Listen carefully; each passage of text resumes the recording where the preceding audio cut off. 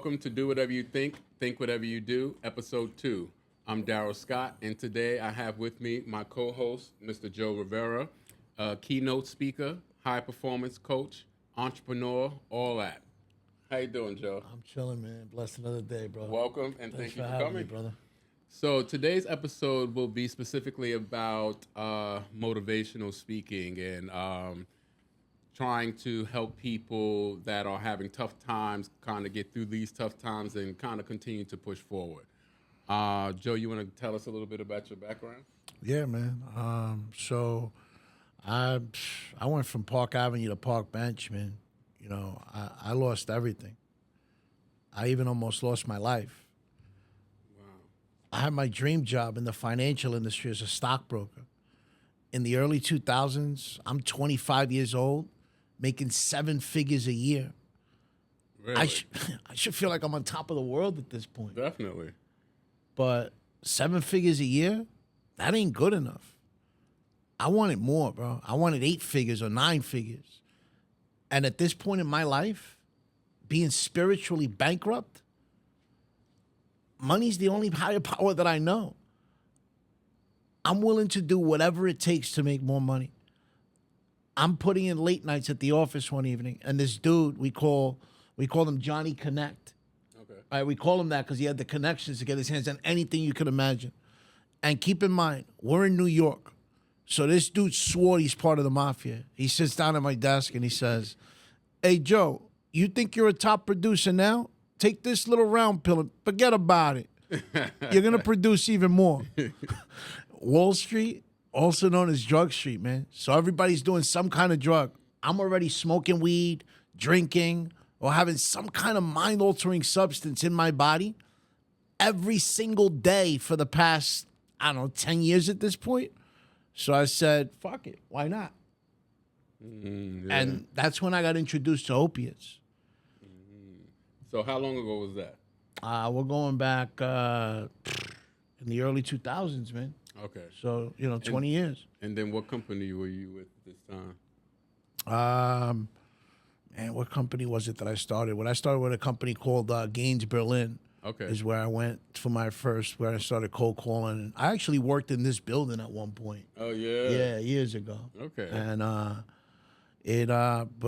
Brings back memories. Yeah, it brings back memories, man. And that's when my life became unmanageable. I was risking my life every single day. I overdosed twice. Wow. The last time, it took 6 cans of Narcan to bring me back to life. 6 fucking cans of Narcan. It's crazy. And that same night, I'm laying in the hospital bed. I wake up. I pull the EKG electrodes off my body. Leave the hospital against medical advice. Yeah. Left the hospital against medical advice. And then when I got outside, I'm out there in a hospital gown, shivering because of all the opiates that would have been taken out of my system, looking like a fucking crackhead, like Pookie from New Jack City. Yeah, so it's like a relapse kind of thing. And the first thing that I do, I go call the dealer again to go get high. Yeah. And, when the body, when it's coming out and the body wants more, that's all the man, body can take, it's just, it's complete withdrawal. And a week or two later, my sister invited me for an event. And at that event, I don't remember exactly what it was, but something clicked. I looked at my sister, she looked at me, and we both started crying. Wow. So what type of event was this event? It was a personal development event. Oh, yeah, okay, yeah. It was a personal development event. So was this like the turning point? It was the turning point, man, because at that point, I looked, she knew what I was going to say, and then those words came out. The words my family was waiting to hear for like over a decade, bro. I said, I don't want to do this no more, sis. I'm a shell of my true self. Yeah. I was tired of writing my obituary, man. I wanted to begin creating my legacy again. Yeah. And after that, I made the decision to achieve sobriety. Nice. Great, man. So what inspired you to want to be a keynote speaker and high performance coach? So after achieving sobriety, I was able to build another multi-million-dollar business. And even though I was crushing it and living this incredible life, something was missing, man. You know, and God kept nudging at me and pulling at me, telling me that my journey's not complete. You know, that I wanted that I had a bigger purpose in life. I had more to accomplish. And I ain't gonna argue with the man upstairs, man. He saved my life. You know what I mean? So what exactly did you think was missing when you said you felt something was missing? So God kept telling me, go share your message. He kept telling me, go share your message. That's how you give it back. Because I asked for so many years, bro. I asked, God, how do I give back what I've given to you? I mean, what you've given to me. I mean, you've given me an opportunity to have another life again. Yeah. You know what I mean? Like, how do I give it back? I can't give it back in a physical form. It's a spiritual being. It's impossible. I can't give anything materialistic, right? Yeah. So I'm like, how do I give it back? And he kept nudging and pushing. Go share your message. Go share it with the world. I've given you a gift. Go give it back. If I don't give it back, I'm being selfish, bro. Yeah, definitely. You know what I mean? And I refuse to be selfish after everything he's done for me. Yeah, definitely. Yeah, we're definitely here to share our experiences with other people so that sometimes they don't have to walk those same steps, especially if it led to a not a great space. Anything that someone can share from their personal experiences that may help someone else is always a good thing to do. So what types of places do you go to now to speak with people?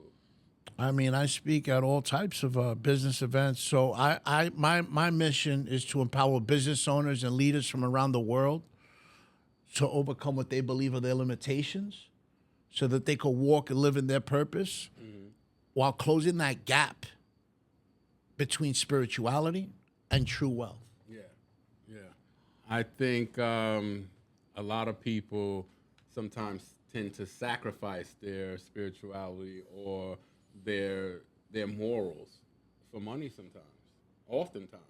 So I think that you see that the problem is that when people go that route, there's something missing. Right? The spirituality is not there. It doesn't exist in their life. I mean, we've seen it for so many years, right? People have all this money, and there's something missing, and they end up taking their life away. I mean, look at Robin Williams, Michael Jackson, Elvis Presley. Those are just the famous people. What about all the people? Heath Ledger, Winehouse, you know, there's so many, right? The younger people, and what about the people that we don't hear their name on the news because they're not famous, right? Absolutely. Billionaires taking their lives because there's something missing. There's a piece that component, that spiritual component is missing. And people think like, oh, spirituality and religion is the same thing, and it's not. It's completely different. And spirituality, there's a higher source involved. I call it God. Somebody else might call it the universe, the infinite intelligence, whatever they believe. But believing that higher source helps you unlock your fullest potential, that's definitely spirituality. Definitely. But spirituality is also about walking and living in your purpose. Yes. You know what I mean? That's when you're living in that spiritual wealth and really spiritually wealthy. You know what I mean? And when that's missing, when you're spiritually bankrupt, because I've been there, man, I know how it feels. That shit is not cool. Yeah. You know, when that's there, when that's missing, that component's missing, you could never unlock your fullest potential. It's impossible. Yeah. You have to have it. So do you speak with men, women, and youngsters as well, or? I speak with usually male or female, but business owners, leaders, entrepreneurs. Okay. Well, are these people that you speak to people that are like having issues within their own personal or it could lifestyles be now? It could be in their business. It could be in their personal life. Okay. I deal with a lot of people who rely on their performance to create their income because that's the world I came from, right? So that's something that always sticks with me. Okay. Okay, cool. So I definitely think that if you, I don't know, many people are focusing on different things. I cannot say that. I don't think that you should specifically focus on money, but I just feel like that shouldn't be the determining factor. It's definitely not going to lead to the happiness that you may think that you're going to obtain from attaining a whole huge amount of money, from being wealthy, let's say. But money is definitely necessary to get by in life. So listen, man, I've been on both sides of the spectrum. I've been broke on my ass, and I've had a shitload of money. Yeah. And I would definitely choose having a shitload of money every time. Of course. But money does not buy happiness. Yeah. It don't. You just can't. It won't buy you happiness, right? You have to create your own happiness from within. Yeah. That happiness is turned from within. Yes. Money's just materialistic. Money comes and goes. Yeah. But the more spiritually connected you are, the more abundance comes into your life. Yeah. So when you have a no shortage of money mindset, money's going to continuously come. Yeah. But you have to have that spiritual component in order to keep that money, in order to be able to hone in what you have and be able to really, live through self-fulfillment. Yeah. Because money is not going to get you that. When you create that happiness from within and you start really taking stock of who you are and peeling that onion back and you start loving yourself for who you are, that's where the happiness is, bro. Yeah. You know what I mean? Definitely. Yeah, I think also sharing what you know, whatever you can help with someone else to move further. I think this is definitely one of the ways of seeking self-fulfillment. I think many people, whether you believe it or not, we're all interconnected here, and we're all on this earth to help each other move forward to whether we want to believe this or not, And I think that once we all start understanding this more and, just working together to push each other forward, I think things would be much better. Yeah, definitely. Yeah, man, because when you mention about being interconnected, and we are, that's spirituality at its best, right? And when you help someone else, man, I mean, damn, that's a gift right there. You know the what I gratitude mean? that you feel, the Yeah. self-fulfillment. I mean, they talk about like these different chemicals that the brain releases. I mean, it definitely releases some type of dopamine or serotonin, these feel-good drugs. You definitely know that it happens. Yeah. So I feel like the more that people are figuring out ways to assist others to become better versions of themselves, it in return, fulfills you in a way as well. Yeah, absolutely, because and also not only does it fulfill you, right, but what it does for the other person. Yeah. You know what I mean? What it does for that other person when you're helping someone grow in any way, shape, or form. Yeah.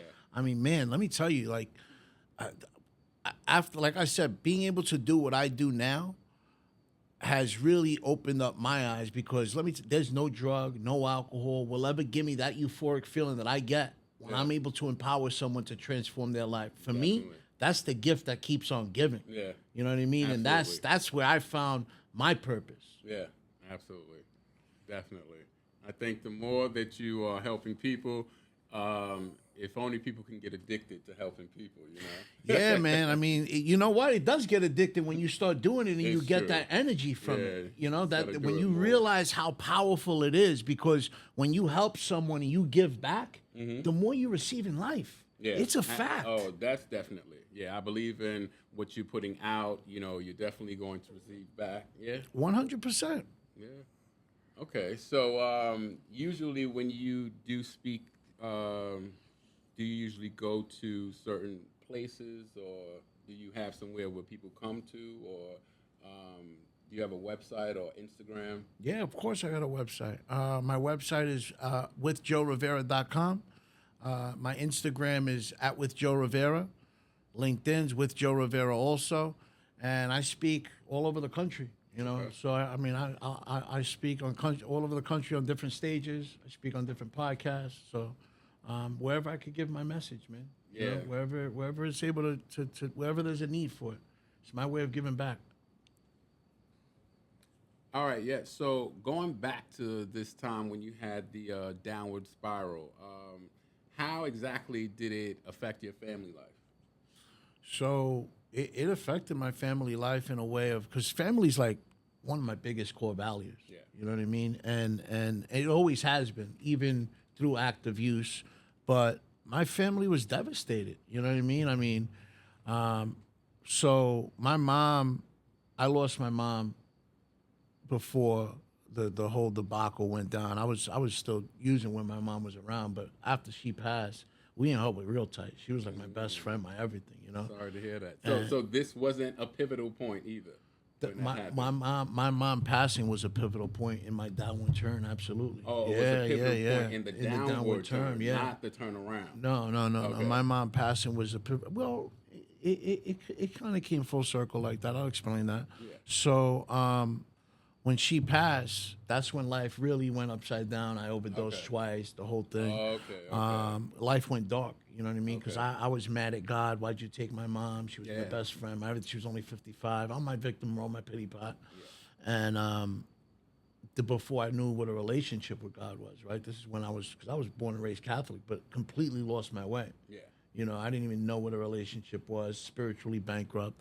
And my kids, my son, was devastated by it, you know, seeing his father like that, you know, your hero like that, in my lowest points, my whole family, you know, for them to be able to go through what they went through. You know, I overdosed twice. I just destroyed the family's, you know, feeling like they were worried about me. Yeah. You know, I was putting my life on the line every single day. Yeah. They didn't know when they were gonna get a phone call and be like, "Yo, here's a body. You got to come get the body." Yeah. You know what I mean? My brother used to tell me all the time. He's like, "Bro, every time the phone rang, I didn't know if you were going to go or not. Wow. I didn't know what was going on." And then how old was your son at this time? My son was, my son's 21 now. He was like 13. Oh, so he was old enough to definitely he was old enough to know. Yeah, of course, okay. You know. So did he say anything to you, or how was that dynamic with you and him? I mean, with you knowing that you were in this place and, you know, just kind of stagnant, trying to figure a way out. Well, I mean, thank God, me and my son, I think it was because of the relationship, how I had my relationship with my mom. I always had a tight relationship with my kids, you know what I mean, where we were like best friends. That's good. You know? But imagine seeing your parent or your best friend all fucked up on drugs and hitting rock bottom and being a shell of themselves. Yeah. So of course, you know, but what's a blessing is his father didn't pass away. Yeah. He sees the bounce back. So he's able to learn from my mistakes and see the growth and the changes that I've made as a man, and how I've peeled that onion back and took stock of who I was and made the changes that I had to make, change my attitude and behaviors, change the way I think. Yeah. Because putting the drugs and alcohol down, that was the easy part, man. Course. It was changing who I was as a person, peeling that onion back and changing, realizing that my thoughts, because, bro, I wasn't just abusing my body with drugs, right? I was abusing my mind. Absolutely. Because our thoughts become emotions, those emotions become our reactions, those reactions become our results, those results become our reality, right? So I was abusing my brain because I kept all the worry, the self-doubt, all of that I kept, the self-sabotage that I was doing. Yeah. You know what I mean? Was affecting me as a person, but it was also affecting my family because they're seeing me as a shell of myself. Real quick, I want to go back to your son. Did you notice his behavior change in school or at home because of what was going on with you, or did you feel he more stepped up and became a little bit more responsible?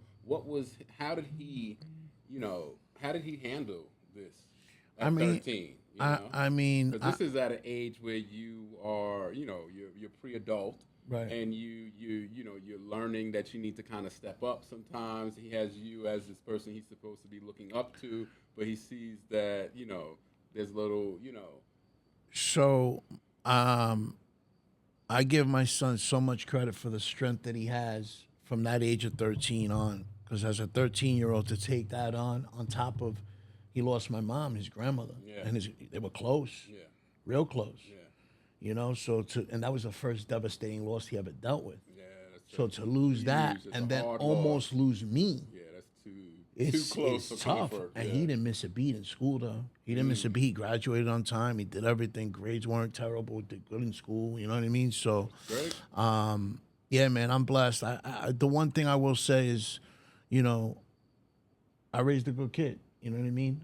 He's he's an amazing kid. My daughter's amazing. Both of them are amazing kids. My daughter came in my life after sobriety, though. Okay. So So it definitely means that you set a good foundation for him, pre-teens, up to 13, up to when whatever started to happen with you, he was already kind of with the right mindset and, his head on straight, so he knew to kind of keep things going, even though things were going difficult with you. And, this is something that happens in life. We have ups and downs. It's never going to always be up, just as it's never going to always be down. It's about rolling with those punches.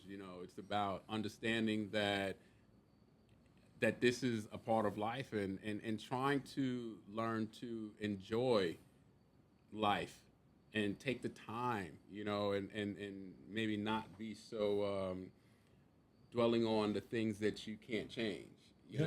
There's this serenity prayer.